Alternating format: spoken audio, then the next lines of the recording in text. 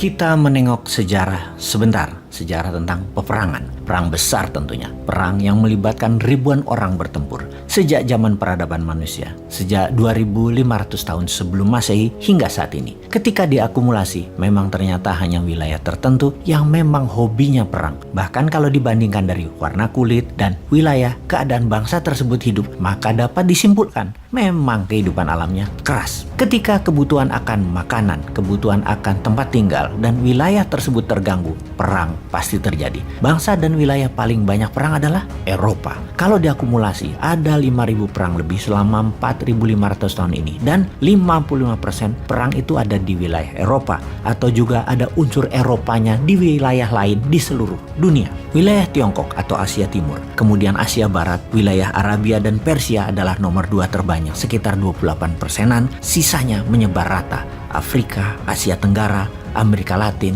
Hebatnya adalah Amerika. Perang besar di wilayah Amerika hanya beberapa kali saja. Terbesar perang saudara di Amerika Utara tersebut. Kemudian ada 50 perang yang melibatkan Amerika di seluruh dunia dalam 100 tahun terakhir di wilayah orang lain. Lalu tebak siapa negara atau wilayah yang top 4 berperang terbanyak di wilayah atau ikut perang di tempat lain atau menyerbu? Ranking pertama adalah Perancis, nomor 2 adalah Inggris, nomor 3 adalah wilayah Nordik sampai Rusia, dan terakhir yang nomor 4 terbanyak adalah Jazirah Arabia dan Persia. Jadi mulai kebayang apa yang terjadi di dunia ini dalam 4.500 tahun sejak adanya peradaban hingga saat ini dalam urusan perang. Ternyata secara warna kulit yang hobi berperang itu adalah kaum Caucasian alias bule. Ternyata wilayah 4 musim memang membuat mereka buas, walau dikatakan mereka sepertinya pintar akademi dan bangsa dengan banyak manner atau aturan bersosial. Bahkan sepertinya karena kekuasaan agama di banyak wilayah tersebut, penguasa tertinggi adalah para klergi atau agamawan, tidak juga tuh mengurangi perang.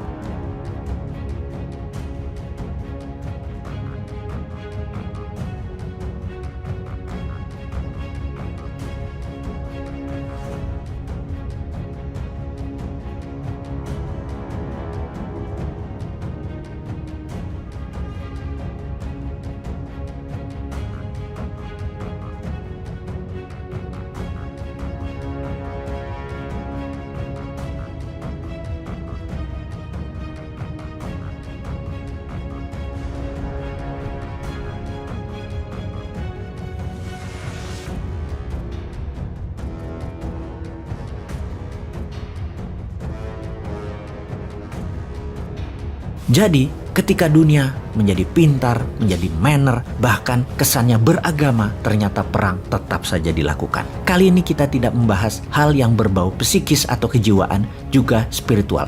Banyak yang pintar urusan itu, biarlah itu ranah mereka. Kita membahas apa peluang ke depan bagi bangsa Indonesia, di mana kita termasuk bangsa yang sedikit perangnya. Yang paling banyak di wilayah Nusantara adalah perang-perang kecil di beberapa wilayah kerajaan tua seperti Salakadomas, Kutai, dan lain sebagainya. Hingga kerajaan-kerajaan yang menyebar, dan saat ini ada tersisa 70 kesultanan. Bahkan dalam catatan sejarah Indonesia, kerajaan tersebut cepat sekali berganti. Bahkan ada yang kurang dari 10 tahun sudah hilang. Jadi bagaimana bangsa Indonesia untuk bisa menjadi negara bangsa yang besar ke depannya? Mempunyai peradaban pengendali dunia. Jadi kita harus belajar dari apa yang pini sepuh nenek moyang kita lakukan. Ada dua peristiwa besar yang menyatukan Nusantara. Pertama, oleh Majapahit yang tanpa perang bisa menyatukan Nusantara. Dan kedua, kontribusi Wali Songo di Nusantara yang juga tanpa perang mengajarkan hal yang spiritual yang membuat kita sampai saat ini menjadi bangsa yang mengenal Tuhan.